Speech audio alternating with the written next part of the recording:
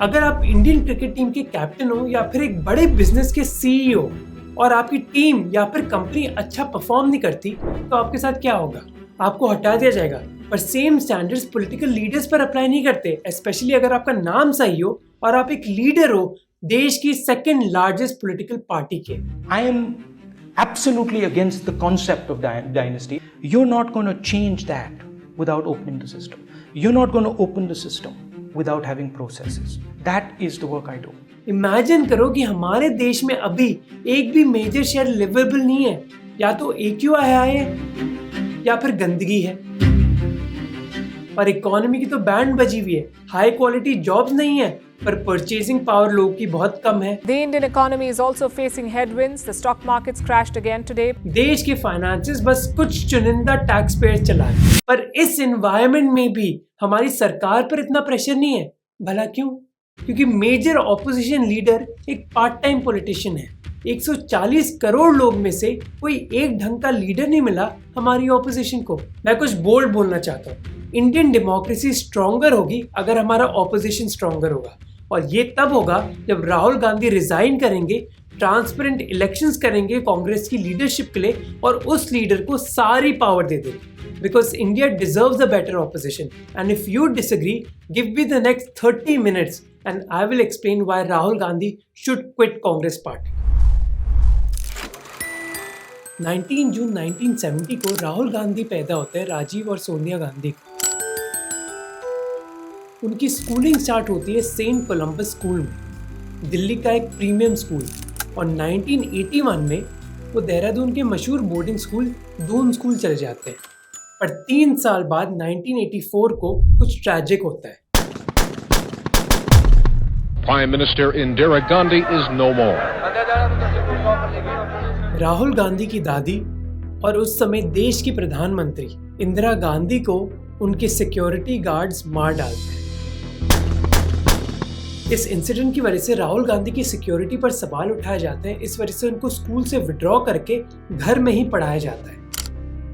1989 में वो Saint Stephen's college में एडमिशन लेते हैं, पर दिल्ली यूनिवर्सिटी के कई स्टूडेंट्स और फैकल्टी उनके एडमिशन के खिलाफ प्रोटेस्ट स्टार्ट कर देते हैं, क्योंकि ये खबर मिलती है कि राहुल गांधी को स्पोर्ट्स कोटा दिया गया है। स्टूडेंट लीडर्स और ऑपोजिशन पार्टी आरोप लगाते हैं कि देश के प्रधानमंत्री राजीव गांधी, जो इंदिरा गांधी के बाद हमारे प्रधानमंत्री बने, उन्होंने अपनी अप्रोच यूज करी ये एडमिशन दिलाने के लिए। डॉक्टर वी आर्या, जो सेंट स्टीफन कॉलेज के एडमिशन के लिए जिम्मेदार है, वो कहते हैं कि राहुल गांधी को स्पोर्ट्स कैटेगरी में एडमिशन दिया गया क्योंकि उन्होंने नेशनल शूटिंग चैंपियनशिप में गोल्ड मेडल जीता है।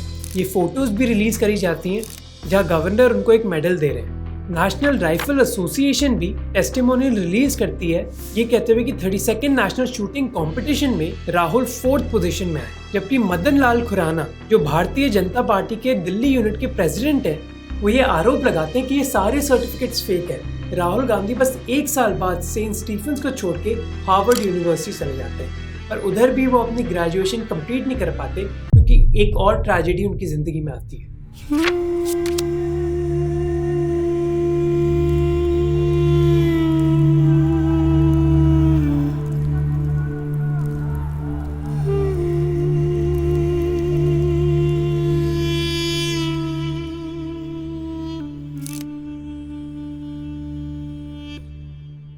उनकी सिक्योरिटी पर फिर सवाल उठाए जाते हैं, और हार्वर्ड यूनिवर्सिटी से फिर राहुल गांधी फ्लोरिडा के रॉलिंस कॉलेज चले जाते हैं 1994 में अपनी BA in international relations complete करने के लिए। फिर वो 1995 में MPhil करते हैं डेवलपमेंट स्टडीज में यूनिवर्सिटी ऑफ कैम्ब्रिज से। पर अपनी ग्रेजुएशन के बाद वो पॉलिटिक्स ज्वाइन नहीं करते। सबसे पहले वो लंदन में एक management consulting company monitor group के साथ काम करते हैं, और फिर 2002 में मुंबई में अपनी टेक्नोलॉजी कंसल्टेंसी स्टार्ट करते हैं। फिर 2 साल बाद उनकी पॉलिटिक्स की दुनिया में एंट्री होती है जब ये अनाउंस किया जाता है कि राहुल गांधी अमेठी से 2004 के लोकसभा इलेक्शंस लड़ेंगे। From a reserved politician who never made loud his intentions to changing gears and taking a stand on issues that mattered, in the last few months, India has seen an aggressive Rahul Gandhi who has even hinted that he is ready to take on the top job. पर ये announcement कई लोगों को चौंका देती है, क्योंकि 2004 से पहले उन्होंने पॉलिटिक्स में बहुत स्ट्रॉन्ग इंटरेस्ट नहीं दिखाया है। इस अनाउंसमेंट से पहले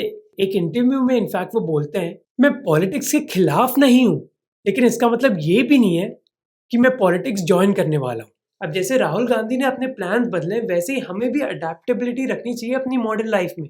जैसे मनी ट्रांसफर्स की बात करें, आजकल हम सब कितनी बार यूपीआई ट्रांजैक्शंस करते हैं। अब इमेजिन करो कि अगर हर ट्रांजैक्शन पर आपको एक गारंटीड रिवॉर्ड मिले तो that's where Pop UPI comes in. Pop UPI एक ऐसा प्लेटफॉर्म है जो आपको हर पेमेंट पे गारंटीड 2% पॉपकॉइन देता है और एक पॉपकॉइन की वैल्यू 1 रुपए है। तो इमेजिन करो कि अगर आप 2500 रुपए की पेमेंट करते हो तो आपको 50 रुपए के पॉपकॉइन मिलेंगे जो आप शॉपिंग के लिए यूज कर सकते हो, वो भी कई बार 80% डिस्काउंट के साथ। जैसे पोट्रॉनिक हेडफोन्स जिसका प्राइस दूसरे प्लेटफॉर्म्स पर 999 रुपीज है, पॉप पे उसको आप खरीद सकते हो 680 रुपीज में पॉपकॉइन्स के साथ। सिमिलरली बेवकूफ की टी शर्ट हो या फिर गार्नियर का फेस वॉश, ये आपको सब सस्ते में मिलेगा पॉप ऐप पर। इलेक्ट्रॉनिक्स, फैशन, कॉस्मेटिक्स और 500 से ज्यादा ब्रांड्स के साथ पॉप यूपीआई आपके डेली ट्रांजैक्शंस को और रिवॉर्डिंग और सिक्योर बनाता है। फिर पॉप टीम ने मुझे ये भी बताया कि जल्द ही आप अपने डेली ट्रांजैक्शन, चाहे वो फूड डिलीवरी हो या फिर कैब्स हो, उन पर आपको एक कैशबैक भी मिल सकता है। तो यही है बेस्ट टाइम पॉपकॉर्न्स जोड़ने का। डिस्क्रिप्शन में लिंक है, check it out and earn popcorns. India की नई फेवरेट यूपीआई है। कुछ साल पहले अमेरिका में अपनी पढ़ाई के दौरान राहुल गांधी इकोनॉमिस्ट अमर्त्य सेन से भी मिले थे और अमर्त्य सेन इस मीटिंग के बारे में बोलते हैं कि जब हम एक साथ खाना खा रहे थे, मैंने उनसे उनके प्लान्स के बारे में पूछा और उस समय पॉलिटिक्स उनके प्लान्स में नहीं था। पर जब इसके बारे में राहुल गांधी से फिर पूछा गया, उन्होंने कहा कि पॉलिटिक्स ज्वाइन करने का डिसीजन तो उन्होंने कई साल पहले ले लिया था। वो कहते हैं कि उन्होंने अपना मन बना दिया था उसी दिन जिस दिन उनके पिताजी की मौत हुई थी। मैंने ये डिसीजन लिया था जब मैं ट्रेन में अपने पिताजी की अस्थियां लेकर इलाहाबाद आ रहा था। जैसे ही हम यूपी में घुसे, मैंने ट्रेन के बाहर देखा कि कई लोग मायूस थे और मुझे लगा कि मुझे अपने पिताजी की जिम्मेदारियां उठानी पड़ेंगी। जब ये अनाउंस किया गया कि राहुल गांधी इलेक्शन लड़ने वाले, तो कांग्रेस पार्टी भी रेडी नहीं थी। इनफैक्ट पार्टी के कई सीनियर मेंबर्स के पास राहुल गांधी का सीवी भी नहीं था मीडिया को देने के लिए। कांग्रेस पार्टी के मीडिया मैनेजर टॉम वडकर ने बीबीसी को बताया, क्या हम इस चीज को एक्सपेक्ट कर रहे थे? हाँ और ना, पर यह हमारे लिए एक प्लेजेंट सरप्राइज जरूर है। जब आप 2004 के न्यूज आर्टिकल्स पढ़ोगे, आपको रियलाइज होगा कि कई ओपिनियंस अभी तक चेंज नहीं हुए हैं। जैसे प्रताप भानु मेहता इस डिसीजन को बैफलिंग या फिर कंफ्यूजिंग बुलाते हैं। वो बोलते हैं कि जनरल इंप्रेशन ये था कि प्रियंका ज्यादा कैरिज्मेटिक है और वो एक पॉलिटिकल लीडर बनेंगी। कांग्रेस के कई नेताओं के लिए राहुल अगले प्रधानमंत्री हैं। नई बहस शुरू हो गई है, राहुल और प्रियंका में बेहतर कौन? पर खैर, 33 साल के राहुल गांधी 2004 में अमेठी से इलेक्शन लड़ते हैं और जीत जाते हैं। उनको 66% वोट्स मिलते हैं, जबकि सेकंड पोजीशन में बहुजन समाज पार्टी से चंद्र प्रकाश मिश्रा को बस करीब 17% वोट्स मिलते हैं। अब ये विक्ट्री किसी के लिए भी सरप्राइजिंग नहीं है अगर आप अमेठी की हिस्ट्री समझते हो। 1980 और 2004 के बीच 25 में से 22 सालों में कोई ना कोई गांधी परिवार ही इस सीट को रिप्रेजेंट किया है, चाहे वो संजय गांधी हो, राजीव गांधी हो या फिर सोनिया गांधी हो। कई लोग ये उम्मीद लगाए बैठे हैं कि अपने परिवार के सदस्यों की तरह राहुल गांधी भी अगले लीडर बनेंगे पार्टी के लिए, पर राहुल गांधी इस चीज को करने से मना कर देते हैं। अमेठी में अपनी जीत के बाद जब उनके सपोर्टर्स उनको अगला प्रधानमंत्री बुलाते हैं, तो वो कहते हैं, मैंने अपने परिवार में काफी प्राइम मिनिस्टर्स देखे, कोई बड़ी बात नहीं है। इनफैक्ट मैं मानता हूँ कि अपने देश की सेवा करने के लिए आपको पोस्ट की क्या ही जरूरत है। तो ये तय हो जाता है कि राहुल गांधी किसी बड़ी पोस्ट के पीछे नहीं भाग रहे, पर वो अपनी माँ को भी एक बड़ी पोस्ट नहीं लेने देते। 2004 में सोनिया गांधी कांग्रेस की लीडर है और सब मानते हैं कि वो पार्टी की प्राइम मिनिस्टरियल कैंडिडेट भी होंगी, क्योंकि अब कांग्रेस पार्टी एक कोएलिशन गवर्नमेंट बना सकती है। पर सरप्राइजिंगली ये अनाउंस किया जाता है कि सोनिया गांधी नहीं बल्कि डॉक्टर मनमोहन सिंह देश के अगले प्रधानमंत्री बनेंगे। Rahul said if the Congress has to lead the next government, then Dr. Manmohan Singh as Prime Minister is non-negotiable. इस सीन की डिटेल्स इस किताब हाउ प्राइम मिनिस्टर्स डिसाइड में दी जाती है। जब ये डिस्कशन चल रहा होता है कि सोनिया गांधी अगली प्रधानमंत्री बनेंगी या नहीं, राहुल गांधी कमरे में घुसते हैं और बोलते हैं, मैं आपको प्राइम मिनिस्टर बनने ही नहीं दूंगा। मेरे पिताजी की मौत हुई, मेरी दादी की मौत हुई और 6 महीने में आप भी मारी जाओगी। नटवर सिंह जो देश के former minister of external affairs हैं और कमरे में मौजूद है, वो कहते हैं कि राहुल धमकी देते हैं कि वो एक एक्सट्रीम स्टेप उठा देंगे अगर उनकी माँ ने उनकी बात नहीं मानी। राहुल गांधी अपनी माँ को 24 घंटे देते हैं इस मुद्दे पर डिसाइड करने के लिए। इवेंचुअली ये अनाउंस किया जाता है कि देश के प्रधानमंत्री डॉक्टर मनमोहन सिंह बनेंगे। Manmohan Singh, do swear in the name of God.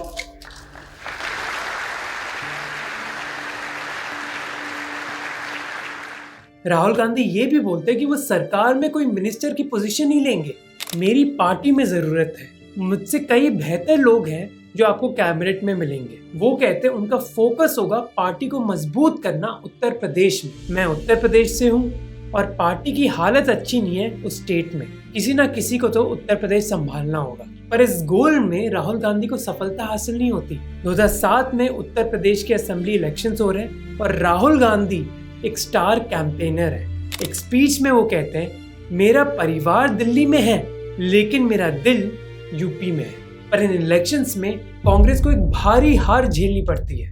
Congress party 393 seats contest करती है और बस 22 सीट जीतती है, 2002 के स्टेट इलेक्शन से भी कम।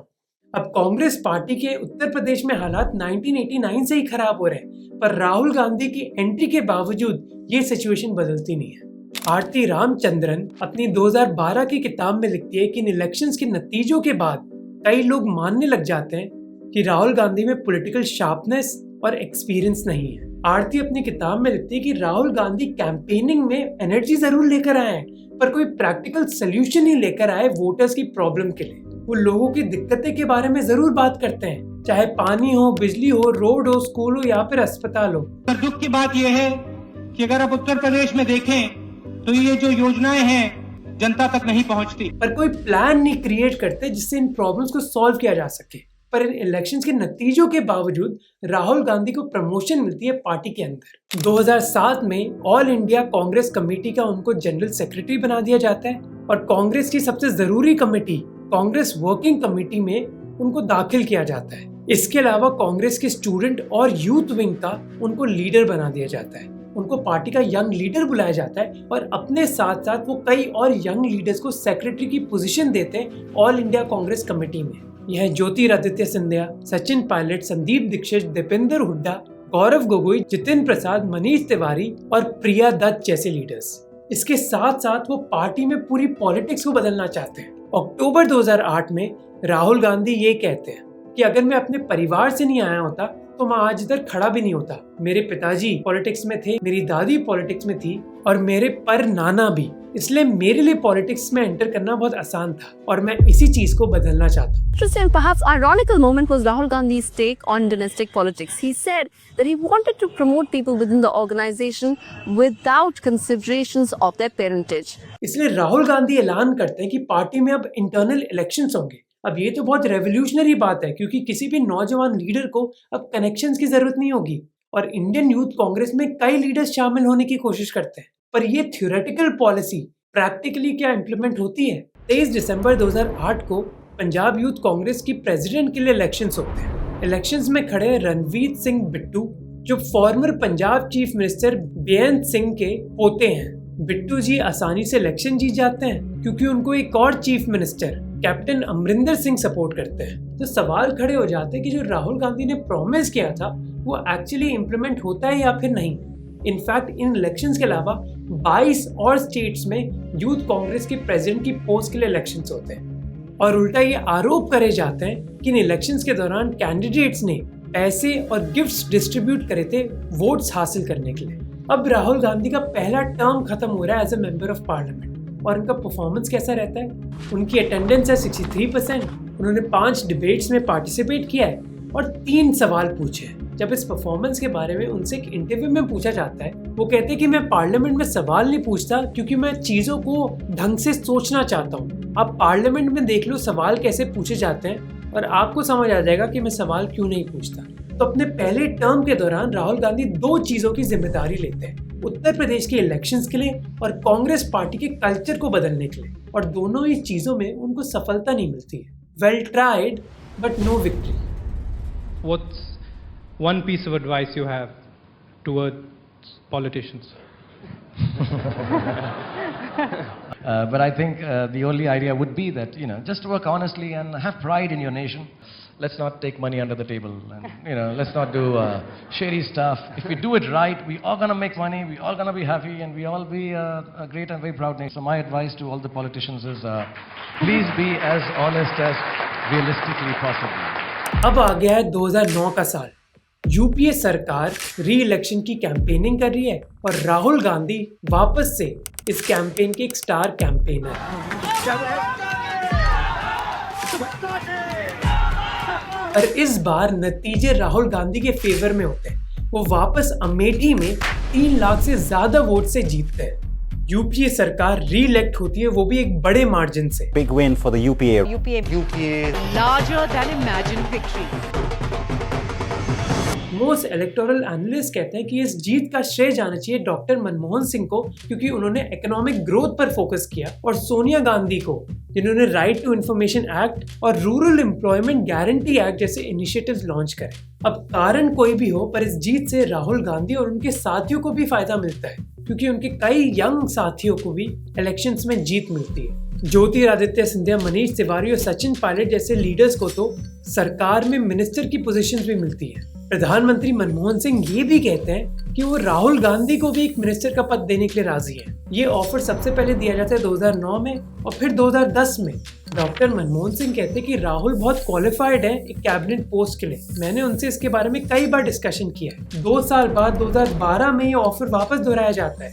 इंडिया टुडे के हिसाब से तो डॉक्टर मनमोहन सिंह 10 बार राहुल गांधी को ये ऑफर देते हैं, पर राहुल गांधी इस ऑफर को बार बार ठुकराते रहते हैं, ये कहकर कि वो पार्टी पर फोकस करना चाहते हैं। एक कांग्रेस के लीडर कहते हैं कि राहुल गांधी सरकार इसलिए ज्वाइन नहीं करना चाहते ताकि प्रधानमंत्री मनमोहन सिंह को अपना स्पेस और फ्रीडम मिले। प्रणब मुखर्जी भी राहुल गांधी को ऐसा ही ऑफर देते हैं। प्रणब मुखर्जी की बेटी अपने पिताजी के बारे में किताब में बोलती हैं कि उनके पिताजी कहते हैं कि राहुल गांधी बहुत अच्छे आदमी हैं और कई सवाल पूछते हैं, पर अभी तक पॉलिटिकली मैच्योर नहीं हुए। 25 मार्च 2013 को जब राहुल गांधी प्रणब मुखर्जी से मिलने के लिए आते हैं, प्रणब मुखर्जी कहते हैं कि राहुल गांधी कई चीजों में इंटरेस्टेड है, पर एक सब्जेक्ट से दूसरे सब्जेक्ट बहुत जल्दी छलांग लगा देते हैं। मुझे पता नहीं कि उन्होंने मेरी बात कितनी सुनी और कितनी समझी। और इस बिहेवियर के हमें कई उदाहरण मिलते हैं। जैसे 2008 में राहुल गांधी उड़ीसा के नियामगिरी इलाके में जाते हैं, जहाँ डोंगरिया कोंड्स की ट्राइब वेदांता के एक माइन के खिलाफ प्रदर्शन कर रही है। Doing mining in those hills will destroy the environment. It will destroy the water supply of thousands of people. It will destroy the culture of thousands of people. क्योंकि ये माइन उनके पहाड़ को डिस्ट्रॉय कर देगा जिसको वो पूछते हैं। राहुल गांधी उन लोगों को बोलते हैं कि मैं दिल्ली में आपका सिपाही हूँ। मैं आपका दिल्ली में सिपाही हूँ, मेरी जरूरत होगी, मैं आपके साथ खड़े होने को तैयार हूँ। इस प्रदर्शन के बाद कांग्रेस की सेंट्रल सरकार एक कमेटी बनाती है इस मुद्दे में इन्वेस्टिगेट करने के लिए, और 2010 में यानी कि 2 साल बाद वेदांता का लाइसेंस कैंसिल कर दिया जाता है। फिर राहुल गांधी उसी इलाके में वापस जाते हैं और ट्राइबल्स को कांग्रेचुलेट करते हैं उनकी जीत के लिए। पर उड़ीसा की सरकार इस डिसीजन को चैलेंज करती है सुप्रीम कोर्ट में, जिसके बाद लीगल हियरिंग स्टार्ट हो जाती है। फाइनली डिसीजन आता है 2013 में, जब सारे माइनिंग प्रपोजल रिजेक्ट कर दिए जाते हैं। पर 2010 से 2013 के बीच राहुल गांधी इस मुद्दे पर एक और टिप्पणी देते ही नहीं। ऐसा ही हमें देखने को मिलता है मई 2011 में, जब राहुल गांधी उत्तर प्रदेश के भट्टा परसौल इलाके में जाते हैं, जहां किसान सरकार की लैंड एक्विजिशन पॉलिसीज के खिलाफ प्रदर्शन कर रहे हैं। वो गांव में किसी तरह घुस जाते हैं और उन किसानों से मिलते हैं जो सरकार के खिलाफ प्रदर्शन कर रहे हैं। राहुल गांधी यह आरोप लगाते हैं कि सरकार ने कई लोगों को मार गिराया है और एक्चुअली उस जमीन पर मास ग्रेव्स है, यानी कि कई लोगों को दफना दिया गया है। उत्तर प्रदेश की पुलिस उनको अरेस्ट करती है। ग्रेटर नोएडा में भट्टा पारसौल गांव में करीब 19 घंटे के धरने के बाद कल देर रात राहुल गांधी को गिरफ्तार कर लिया गया। पर उनके मास ग्रेव्स के जो आरोप हैं वो कभी साबित नहीं होते। और वही चीज जो प्रणब मुखर्जी ने एक समय कही थी कि राहुल गांधी एक सब्जेक्ट से दूसरे सब्जेक्ट की तरफ छलांग लगा देते हैं, वो हमें इन दोनों एग्जाम्पल से देखने को मिलती है। जैसे अगर हम उड़ीसा की बात करें तो कॉन्स्टिट्यूशन के शेड्यूल 5 में प्रोविजंस है जिससे ट्राइबल्स को माइनिंग प्रोजेक्ट्स में एक एक्टिव स्टेक होल्डर बनाया जा सकता है, पर राहुल गांधी इसके बारे में कुछ नहीं करते। और अगर हम उत्तर प्रदेश की लैंड एक्विजिशन पॉलिसीज के बारे में बात करें तो इस मुद्दे पर कई डिबेट्स हो रहे थे यूपीए 2 के दौरान। अगर राहुल गांधी चाहते तो इन डिबेट्स में पार्टिसिपेट कर सकते थे और पॉलिसी बदल सकते थे, पर नहीं, उन्होंने ये नहीं किया। पर राहुल गांधी ने ऐसा कुछ किया नहीं, ना पार्लियामेंट में ना पार्लियामेंट के बाहर। अब इसी दौरान यूपीए सरकार को हेविली क्रिटिसाइज किया जा रहा है उनके करप्शन स्कैम्स के लिए। Pricing is to be done by the telecom minister. and not by a group of ministers. और आप सबको बताने की जरूरत नहीं है कि 2G घोटाला 1,76,000 करोड़ का घोटाला था।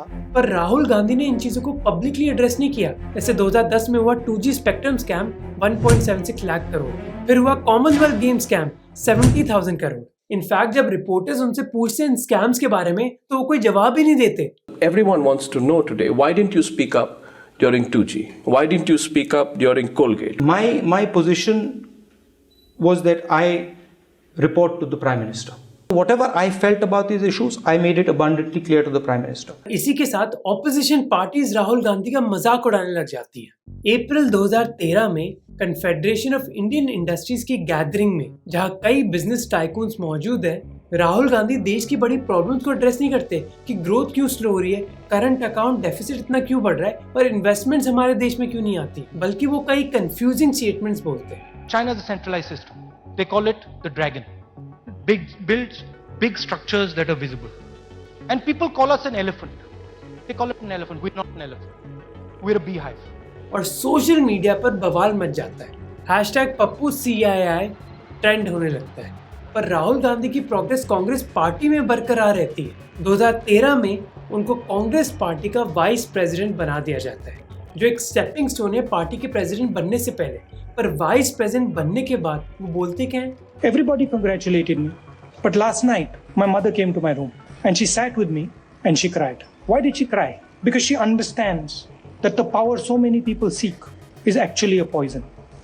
She can see it because of what it does to the people around and to the people they love. और इसी के बाद राहुल गांधी कंट्रोवर्शियल चीज करते हैं। जुलाई 2013 में सुप्रीम कोर्ट ने रूल किया था कि कोई भी MP या फिर MLA जिसको एक क्राइम के लिए कन्विक्ट किया गया है और जिसको 2 साल की सेंटेंस मिली है, उसको डिस्क्वालीफाई कर दिया जाएगा अपने पद से। पर प्राइम मिनिस्टर मनमोहन सिंह की कैबिनेट ने एक ऑर्डिनेंस के जरिए सुप्रीम कोर्ट के निर्णय को ओवरटर्न कर दिया। अब दिन है 27 सितंबर 2013। Prime minister Manmohan Singh America गए हुए हैं एक ऑफिशियल विजिट में, और उसी दिन राहुल गांधी एक प्रेस कॉन्फ्रेंस बुलाते हैं और ये कहते हैं, I tell you what my opinion on the ordinance is. My opinion on the ordinance is that it's complete nonsense and that it should be torn up and thrown out. That what our government has done as far as this ordinance is concerned is wrong. और राहुल गांधी की public criticism के बाद ये ordinance withdraw कर दिया गया। अब कुछ लोगों ने कहा कि जो UPA सरकार ने गलतियां करी हैं, राहुल गांधी उससे दूर हटना चाहते हैं। पर कई लोगों ने राहुल गांधी को प्रेज किया कि उन्होंने एक पब्लिक स्टैंड लिया सरकार की गलती के खिलाफ। अब क्या उनको प्राइम मिनिस्टर के डिसीजन को पब्लिकली क्रिटिसाइज करना चाहिए था या फिर नहीं, ये अलग बात है। पर ये मूवमेंट ने कम से कम ये तो दिखाया कि कई बार राहुल गांधी डिसाइसिव हो सकते हैं। अनफॉर्चुनेटली ऐसी मूवमेंट्स बहुत कम आती हैं। उनके सेकेंड टर्म के दौरान उनकी अटेंडेंस बस 43% है, जबकि नेशनल एवरेज 76% है। वो 2 डिबेट्स में पार्टिसिपेट करते हैं पर कोई सवाल नहीं पूछते। और अब समय आ गया एक और जनरल इलेक्शंस का। इन इलेक्शन से पहले कांग्रेस लेड UPA सरकार की इमेज बहुत खराब है कई करप्शन स्कैंडल्स के चलते, जबकि बीजेपी के prime ministerial candidate Narendra Modi की पॉपुलैरिटी ऊंचाई पर है, उनके अब की बार मोदी सरकार के नारे के साथ। जबकि राहुल गांधी की इमेज बद से बदतर हो रही है, या तो उन जोक्स के चलते जो वायरल हो रहे सोशल मीडिया पर, This morning I got up at night. या फिर उनको पब्लिकली क्रिटिसाइज किया जा रहा है कि मेन मुद्दों पर तो वो चुप्पी साध देते हैं। People are looking forward to his greater participation in the mainstream of the Congress organization. जैसे मोहन सिंह समाजवादी पार्टी के लीडर कहते हैं कि हमें कोई चांस ही नहीं मिला राहुल गांधी की किसी भी एनालिसिस को देखने का देश के किसी भी इम्पोर्टेंट इशू पर। अगर हम उनको कभी सुन ही नहीं पाएंगे, हम ये कैसे कह सकते हैं कि देश उनके हाथों में सेफ रहेगा। पर इन चीजों का कांग्रेस पार्टी पर कोई असर नहीं पड़ता। जैसे कांग्रेस मिनिस्टर वी रवि कहते हैं, अब हम राहुल गांधी को अपना लीडर मानते हैं और वो ही हमारी होप है। अब ये अटकलें लगाई जा रही है कि राहुल गांधी कांग्रेस के प्राइम मिनिस्टरियल कैंडिडेट बनेंगे। 16 जनवरी 2014 को कांग्रेस अनाउंस करती है कि कैंपेनिंग के दौरान राहुल गांधी पार्टी के लीडर होंगे, पर ये नहीं बोलते कि वो उनके प्राइम मिनिस्टरियल कैंडिडेट होंगे। राहुल गांधी अर्नब गोस्वामी के इंटरव्यू में इस बात को एड्रेस भी करते हैं। Are you avoiding a direct face-off with Narendra Modi? Is there a fear of loss, Rahul? In my life, I've seen my grandmother die. I've seen my father die. I've seen my grandmother go to jail. And I've actually been through a tremendous amount of pain. What I had to be scared of, I lost. There's absolutely nothing I'm scared of. उसी interview में वो बोलते हैं कि वो देश के system को बदलना चाहते हैं. I have an aim. I have a clear aim in my mind. And the aim is, I do not like what I see in Indian politics. It's something that is inside my heart. ये थोड़ा अजीब है क्योंकि जिस political system की वो बात कर रहे हैं, पिछले 10 सालों के दौरान उनकी पार्टी ही कोएलिशन गवर्नमेंट को लीड कर रही थी और उन 10 सालों के दौरान वो सरकार में चेंज ला सकते थे, पर उन्होंने तो ऑफर्स ठुकरा दिए. तो भला वो किस चेंज की बात कर रहे हैं? पर 2014 इलेक्शन से पहले राहुल गांधी समाज के कई लोगों से मिलते हैं और फिर 26 मार्च 2014 को कांग्रेस का मैनिफेस्टो रिलीज करते हैं. The manifesto that we have here is truly the voice of the people of this country. इस मैनिफेस्टो में कई बातें करी जाती हैं, जैसे यूनिवर्सल हेल्थ केयर सिस्टम की, मैन्युफैक्चरिंग बैकबोन की, महिलाओं के लिए पार्लियामेंट में रिजर्वेशन की, पर कांग्रेस पार्टी को नतीजे नहीं मिलते. The Congress's top decision-making body meeting for the first time after the party's worst embarrassing defeat in its history. Almost all the doors are shut. उनको बस 44 सीट्स मिलती हैं, जो कांग्रेस पार्टी का सबसे बुरा परफॉर्मेंस है किसी भी जनरल इलेक्शन में. बीजेपी को 282 सीट्स मिलती है, जिसका मतलब है कि नरेंद्र मोदी मेजॉरिटी के साथ देश के प्रधानमंत्री बने. मैं नरेंद्र दामोदर दास मोदी प्रधानमंत्री के रूप में अपने कर्तव्यों का निर्वहन करूंगा. राहुल गांधी की अमेठी कॉन्स्टिट्यूएंसी में वो जीतते तो हैं, पर उनका विक्ट्री मार्जिन 3.7 लाख से बस 1 लाख हो जाता है. अब इस हार के बाद राहुल गांधी पब्लिकली रिस्पॉन्सिबिलिटी लेते हैं और 19 मई 2014 को कांग्रेस वर्किंग कमेटी के दौरान वो अपना रेजिग्नेशन भी ऑफर करते हैं. पर कमेटी क्या जवाब देती है? The CWC unanimously and with one voice rejected the same and requested the Congress president for his leadership and guidance in these challenging times. पर कांग्रेस पार्टी के कई मेंबर्स इस चीज को क्रिटिसाइज करते हैं. मध्य प्रदेश के कांग्रेस MP गुफरान आजम जुलाई 2014 को सोनिया गांधी को एक लेटर लिखते हैं और बोलते हैं कि हर पेरेंट चाहता है कि उनका बच्चा डॉक्टर या फिर इंजीनियर बने, पर कई पेरेंट्स की ख्वाहिशें पूरी नहीं होती.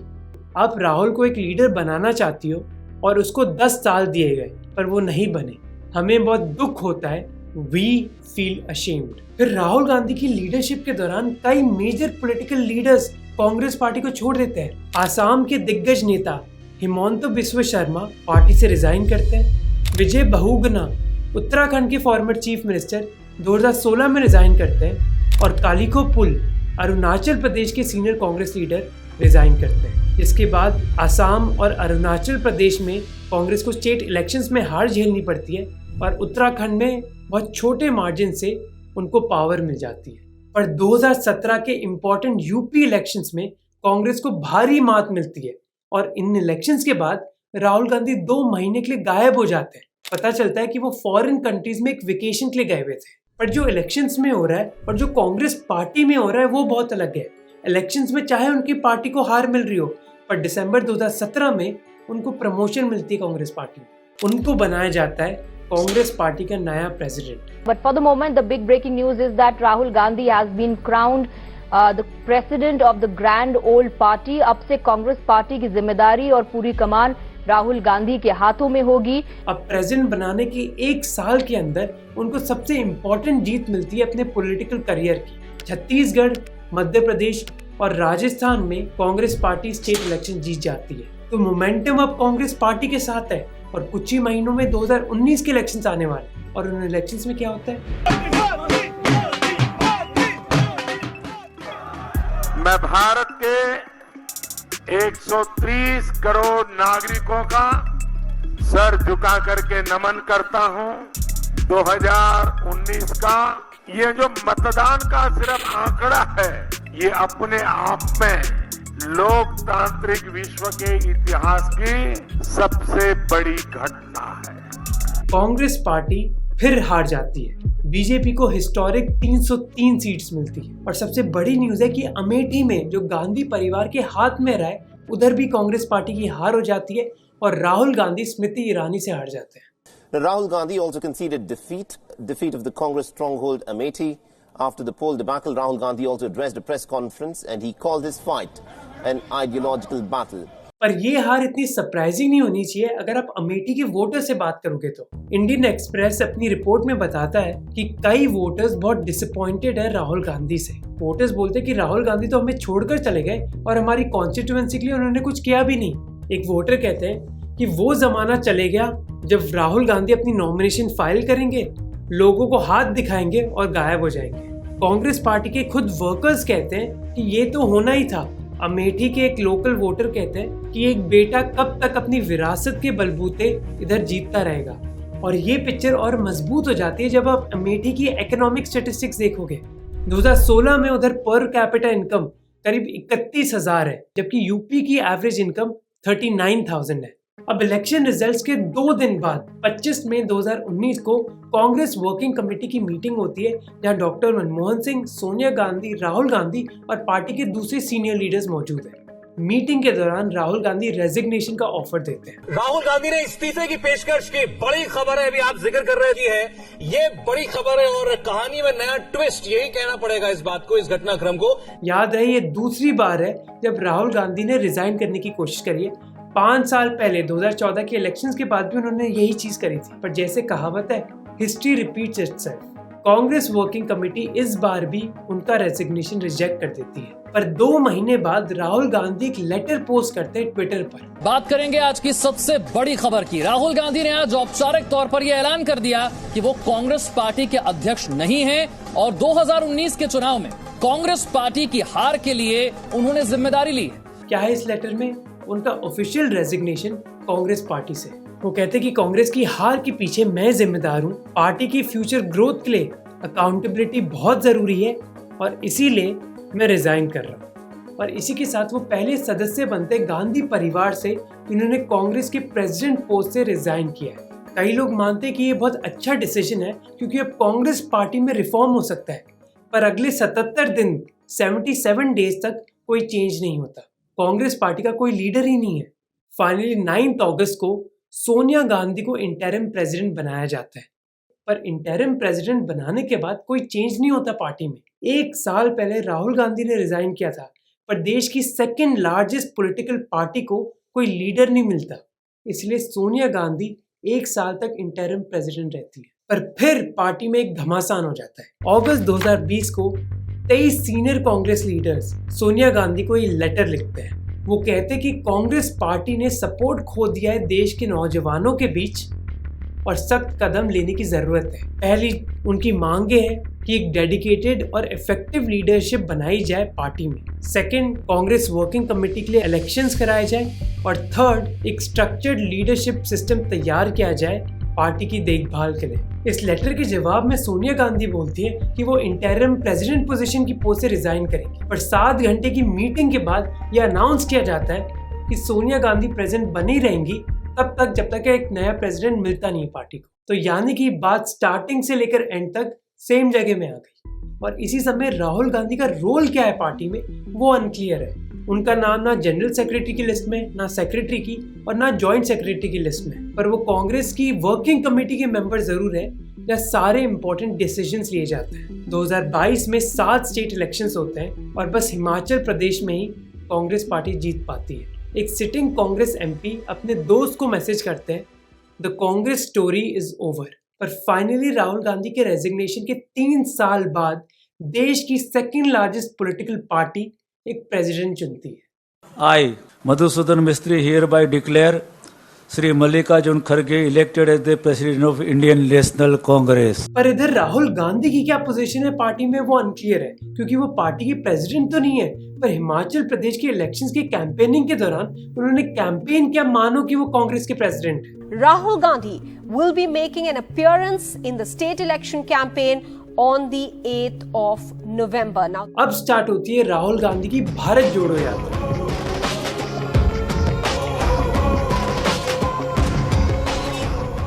तमिलनाडु के कन्याकुमारी से लेकर हिमालय तक इस यात्रा को 150 दिन लगते हैं और ये पहला एग्जाम्पल है जब राहुल गांधी ने किसी भी टास्क या फिर प्रोजेक्ट को डिसाइसिवली कंप्लीट किया है। इस यात्रा को एक पॉजिटिव रिस्पांस मिलता है और कई कांग्रेस सपोर्टर्स मानते हैं कि इस यात्रा से उन्होंने अपने आप और पार्टी को री इन्वेंट किया है। पर राहुल गांधी ऐसी चीजें नहीं कहते। एक इंटरव्यू में कहते हैं कि इस यात्रा का मकसद इंडिया को रीइमेजिन करने का है। जनवरी 2023 को ये यात्रा खत्म होती है, पर उसके बाद राहुल गांधी की प्रॉब्लम स्टार्ट हो जाती है। आज मानहानि के एक मामले में राहुल गांधी को सूरत की कोर्ट ने 2 साल की सजा सुनाई तो हंगामा मच गया, बवाल हो गया। जब 23 मार्च 2023 को सूरत का एक कोर्ट उनको एक क्रिमिनल डेफेमेशन केस में कन्विक्ट करता है, क्योंकि 2019 के इलेक्शंस की कैंपेनिंग के दौरान कर्नाटका में राहुल गांधी ने ये कहा था, सब चोरों के नाम मोदी मोदी मोदी कैसे हैं? नीरव मोदी, ललित मोदी, नरेंद्र मोदी। इसके रिस्पांस में पुर्नेश मोदी, जो बीजेपी के एक फॉर्मर मिनिस्टर हैं गुजरात में, उन्होंने राहुल गांधी के खिलाफ एक डेफेमेशन केस फाइल किया। अब सूरत कोर्ट के कन्विक्शन की वजह से राहुल गांधी को डिस्क्वालीफाई कर दिया जाता है एज एन एमपी, और वो जनरल इलेक्शंस के लिए खड़े भी नहीं हो सकते। याद रहे कि उनकी ये डिस्क्वालिफिकेशन उसी लॉ की वजह से जिसको उन्होंने सपोर्ट किया था मनमोहन सिंह की सरकार के खिलाफ। It's complete nonsense. पर थैंकफुली 2024 के इलेक्शन से पहले सुप्रीम कोर्ट से राहुल गांधी को राहत मिल जाती है और वो ये इलेक्शंस लड़ने के लिए तैयार हो जाते हैं। कई लोग अटकलें लगाते हैं कि वायनाड के साथ वो स्मृति ईरानी के खिलाफ लड़ेंगे अमेठी को वापस जीतने के लिए, पर वो अमेठी से नहीं खड़े होते बल्कि रायबरेली से होते हैं। All the speculation is over. Congress leader Rahul Gandhi will fight from a second seat, but it's not Amethi. Rahul Gandhi has gone with Raebareli. इसके बावजूद कि 5 साल पहले उन्होंने कहा था कि वो अमेठी में वापस लड़ेंगे ये कॉन्स्टिट्यूएंसी जीतने के लिए। Back then, Rahul Gandhi had promised to win back Amethi to return 5 years later. जब कांग्रेस मैनिफेस्टो रिलीज भी होता है, प्रेसिडेंट के चेहरे के अलावा आपको बस एक और चेहरा दिखेगा, एक आदमी का जिसकी कोई ऑफिशियल पोस्ट नहीं है पार्टी में, राहुल गांधी का। राहुल गांधी से पूछा जाता है कि क्या वो प्राइम मिनिस्टर कैंडिडेट बन रहे हैं एक नई इंडिया कोएलिशन के। वो जवाब देते हैं इलेक्शंस के बाद ये डिसाइड किया जाएगा कि इस कोएलिशन का लीडर कौन होगा। 2024 के इलेक्शंस के नतीजे आते हैं, बीजेपी एक कोएलिशन गवर्नमेंट बनाती है, पर मानो कांग्रेस पार्टी में सेलिब्रेशन मची हुई है क्योंकि उनकी सीट्स पिछले इलेक्शंस के कंपैरिजन से डबल हो गई है। अब हम ये आर्ग्यू कर सकते हैं कि राहुल गांधी में इम्प्रूवमेंट आई है, पर क्या ये इम्प्रूवमेंट काफी है? If someone has been 14 years in politics, you would expect them to improve. Specially देश की सेकंड सबसे बड़ी पॉलिटिकल पार्टी चलाने का पद। मैं आपको याद दिलाना चाहता हूँ कि प्रणब मुखर्जी ने राहुल गांधी के बारे में क्या बोला था। उनके कई सब्जेक्ट्स में इंटरेस्ट है, पर एक सब्जेक्ट से दूसरी सब्जेक्ट वो बहुत जल्द छलांग लगा देते हैं। मुझे पता नहीं उन्होंने मेरी बात कितनी सुनी और कितनी समझी। और ये चीज हम इन्वेस्टिगेट कर सकते हैं एक इशू पर फोकस करके जिस पर राहुल गांधी ने बहुत ध्यान दिया है, फार्मर वेलफेयर। तो देखते हैं कि किसानों के बारे में उन्होंने बोला क्या है और करा क्या है। सीताराम मीणा एक 65 साल के किसान है राजस्थान से। 2019 में उन्होंने एक 22 लाख रुपए का लोन लिया था एग्रीकल्चरल इक्विपमेंट खरीदने के लिए, ताकि उनके खेत में पानी आ सके। और इस लोन के लिए उनको अपनी करीब 40 बीघा जमीन गिरवी करानी पड़ी। 2018 के राजस्थान स्टेट इलेक्शंस के पहले राहुल गांधी बीकानेर में कैंपेनिंग करते हुए ये बोलते हैं, आप हाथ जोड़ के अपना कर्जा माफ करने को प्रधानमंत्री से, चीफ मिनिस्टर से कहते हो, और वो लोग आपसे कहते हैं नहीं, किसानों का कर्जा माफ नहीं हो सकता।